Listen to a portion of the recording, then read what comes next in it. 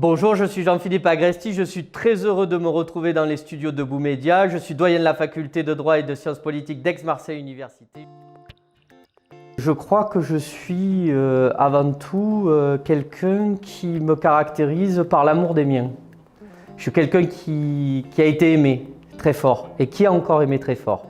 C'est ça qui me construit. La première chose, c'est ça. Je suis solide parce que je suis aimé. La deuxième chose, c'est que je suis travailleur. Voilà, je suis un bourreau de travail, vraiment un bourreau de travail. Je travaille énormément, j'ai toujours beaucoup travaillé et pour moi, ce n'est pas une contrainte. Je m'épanouis dans le travail, vraiment. Comment se construit un parcours comme le mien? Bon, je dirais il n'a rien d'exceptionnel. Ce qui est exceptionnel, c'est l'investissement que mes parents y ont mis et puis l'investissement que j'y ai mis. Il y avait une chose sur laquelle on ne transigeait pas à la maison, c'était le travail scolaire. Donc c'est le point de départ, c'est ce qui m'a fondé. On m'a appris le goût de l'effort, et notamment le goût de l'effort scolaire, tout en me laissant par ailleurs une grande liberté autour. J'avais le droit de penser comme je voulais, de faire ce que je voulais dans la mesure du raisonnable, mais je n'avais pas le droit de transiger avec l'investissement scolaire. Une fois le baccalauréat arrivé, j'avais envie on va dire, de liberté. La liberté, pour moi, c'était l'université. La discipline qui m'a attiré immédiatement, ça a été le droit. Je n'avais pas véritablement d'ambition particulière en commençant mes études en droit. J'étais construit sur l'idée qu'il faudrait là encore travailler et fournir beaucoup d'efforts. Et l'histoire ne m'a pas démenti. Il a fallu beaucoup travailler. Et progressivement, bien, j'ai construit mon parcours. Dans ma tête d'abord, passant par l'idée d'être magistrat, puis d'être avocat. Et en maîtrise, ce qui m'a attiré, c'est la recherche. La recherche en droit et la réflexion autour du droit. Pourquoi? Parce que le droit, au fond, c'est une règle du jeu de la vie en société. Et ce qui me passionne au quotidien, c'est d'essayer de comprendre comment vit le monde dans lequel moi j'essaie modestement de m'insérer. Pour pouvoir faire de la recherche en droit, bien, il fallait faire un DEA à l'époque, un diplôme d'études approfondies, aujourd'hui master, et puis une thèse. Et donc j'ai entrepris une thèse, on va dire en histoire du droit de la famille. Ce qui me passionnait vraiment, c'était de comprendre les évolutions du droit de la famille. J'ai soutenu une thèse en 2005, j'ai été qualifié aux fonctions de maître de conférence, puis recruté comme maître de conférence, puis ensuite professeur des universités, et je suis donc aujourd'hui professeur des universités. Et par ailleurs, au-delà de la recherche, j'ai découvert l'enseignement, la passion de la transmission, transmettre aux autres en rendant intelligible, lisible, compréhensible ce que moi j'avais été capable d'absorber. Donc la recherche, l'enseignement et puis enfin l'investissement collectif. Très tôt, je me suis dit que cette carrière d'enseignant-chercheur, elle aurait encore plus de sens si je m'investissais moi-même dans le fonctionnement de l'institution républicaine qui m'avait accueilli, c'est-à-dire la faculté de droit. J'ai d'abord été ce qu'on appelle assesseur du doyen, c'est-à-dire vice-doyen. Au début de ma carrière, l'équivalent c'est vice-doyen. Et j'ai eu en charge le site de Marseille-la-Canebière. Et puis j'ai ensuite évolué dans ces fonctions jusqu'à ce que finalement devenir en 2012 vice-président de l'université d'Aix-Marseille pour la première fois et de nouveau vice-président de cette université qui est la plus grande université francophone au monde en 2016. Certains collègues sont venus vers moi, certains étudiants aussi, certains personnels administratifs et certains m'ont dit peut-être que tu devrais songer à éventuellement porter un projet pour devenir doyen de la faculté de droit. J'étais pas le plus légitime en âge puisque c'est souvent un peu plus tard qu'on devient doyen dans des maisons anciennes comme celle d'Aix-Marseille qui a plus de 600 ans, la faculté de droit d'Aix-Marseille. Mais je commençais à faire partie de ceux qui avaient le plus d'expérience et qui m'investissaient le plus. Et donc j'ai réfléchi et puis j'ai réuni des équipes. Et puis j'ai écrit un projet, et puis j'ai porté un projet, et puis je me suis présenté au suffrage de mes collègues. Mon projet a reçu l'assentiment de toute la communauté universitaire Et au mois de juin 2017, j'ai été élu doyen de la faculté de droit et de sciences politiques d'Aix-Marseille qui compte plus de 10 000 étudiants et 3 sites, Marseille, Aix et Arles. Et depuis le 1er juillet 2017, je suis doyen de la faculté de droit. Ce qui m'inquiète finalement dans la jeunesse, c'est parfois le manque de perspective. Il y a 22 ans à peu près de ça, le groupe IAM chantait « Demain, c'est loin ». Et j'ai l'impression que pour beaucoup de jeunes, aujourd'hui, demain, c'est loin. Si je compare avec ma génération, on ne peut pas dire que nous, à 18 ans, on savait ce qu'on allait faire dans la vie. Moi, j'en suis l'exemple. Je ne savais pas ce que j'allais faire. Mais tout le champ des possibles était ouvert.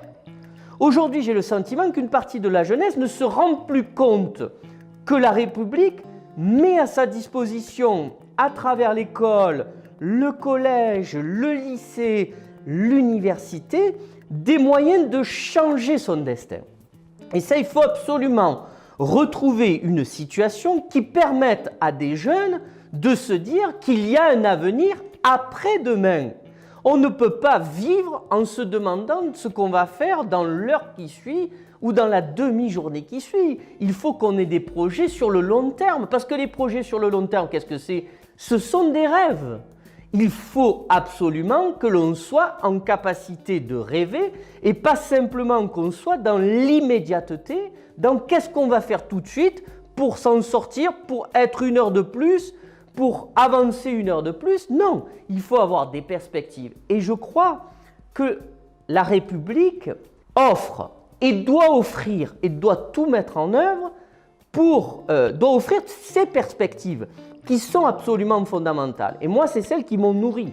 Alors, je crois aussi qu'il y a autre chose, parce que ça, c'est plutôt un domaine sur lequel je travaille en matière de recherche. Je crois aujourd'hui qu'il y a eu finalement mais je ne vais rien vous apprendre en disant ça, une explosion du cadre familial. La famille a changé. Elle ne ressemble plus à ce qu'elle était il y a 10 ans, encore moins à ce qu'elle était il y a 20 ans, encore moins à ce qu'elle était à 50 ans. On le sait, aujourd'hui, ce n'est plus comme ça. Il peut y avoir tout à fait papa ou maman seul avec les enfants qui est obligé de cumuler 2 emplois pour faire vivre financièrement la famille. Pour pouvoir faire vivre financièrement la famille, cumuler 2 emplois, ça veut dire moins de temps de présence pour faire les devoirs. Et donc moins de temps de présence pour faire les devoirs sans pouvoir embaucher un précepteur ou quelqu'un qui vient faire les études. Ça veut dire des enfants qui se retrouvent seuls face à leur propre destin scolaire. Des enfants seuls face à leur propre destin scolaire, bien c'est plus facile de tomber dans des choses qui sont plus sympas, de l'ordinateur à descendre en bas, discuter avec les copains, etc. Donc il faut absolument que notre République repense ses cadres en fonction de ce changement du modèle familial. Je crois que c'est une urgence absolue. Marseille n'a pas évolué, mais elle n'a pas évolué assez vite. Elle n'a pas évolué assez vite avec les transformations de sa population, n'a pas évolué assez vite avec les mutations liées aux nouvelles formes de vie, aux nouveaux rythmes de vie, etc. C'est ça en réalité. C'est ça en réalité qui s'est passé. Et puis, je crois que Marseille doit assumer ce qu'elle est. Marseille doit assumer ce qu'elle est. C'est à la fois le point de sortie de l'Europe, donc elle occupe en Europe une place absolument fondamentale, c'est aussi le point d'entrée de l'Afrique.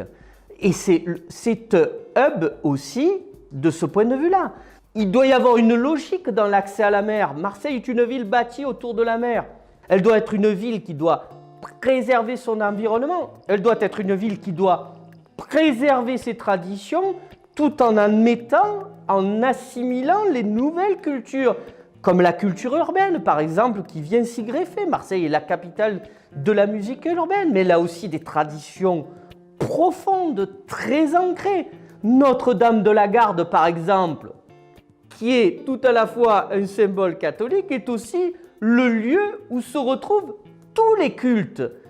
Tous les Marseillais vont à Notre-Dame de la Garde, quel que soit leur culte. Donc il y a tout ça en même temps à Marseille et il faut qu'elle assume cette diversité. Marseille doit rester une et indivisible, mais elle ne doit pas gommer le fait qu'elle est une ville plurielle. Et cette pluralité, il faut l'accepter parce qu'il n'y a qu'en acceptant cette pluralité qu'elle va être transcendée pour faire une Marseille, une seule et même Marseille, avec ses particularités, ses centaines de quartiers, les origines différentes de ses populations, qu'elles viennent de France ou d'ailleurs. C'est absolument fondamental. Marseille, évidemment qu'on a envie d'aider cette ville, en fait d'aider modestement. Oui, j'ai envie de l'aider, je l'ai dit depuis longtemps. J'arrive à un moment donné de ma construction personnelle et professionnelle, finalement, où j'ai atteint plusieurs de mes objectifs. Et j'ai envie aussi de rendre. Alors, rendre, ça peut prendre diverses formes. Moi, ce qui me fait triper, ce que j'ai au ventre, c'est ma ville, et les Marseillaises et les Marseillais. Si je peux aider cette ville, si je peux rendre quelque chose à cette ville qui m'a tant apporté, je le ferai. Mais je le ferai au service d'un projet. Moi, je ne suis pas un politique professionnel. Et si on veut faire de moi une politique professionnelle, ça se fera sans moi. Moi, je suis ce que je suis, ce que j'ai décrit tout à l'heure, le produit de l'amour de mes parents et de mon frère, de ma fille, de ma femme, de toutes celles et tous ceux qui m'entourent. Je suis le produit de l'école républicaine et de l'université républicaine. Je suis quelqu'un qui a appris à travailler, à me battre, qui pense que finalement la reconnaissance, d'abord, elle est dans le travail. S'il faut travailler pour cette ville telle que je suis et sans qu'on me demande de me travestir, je travaillerai pour cette ville. Boum, boum, boum.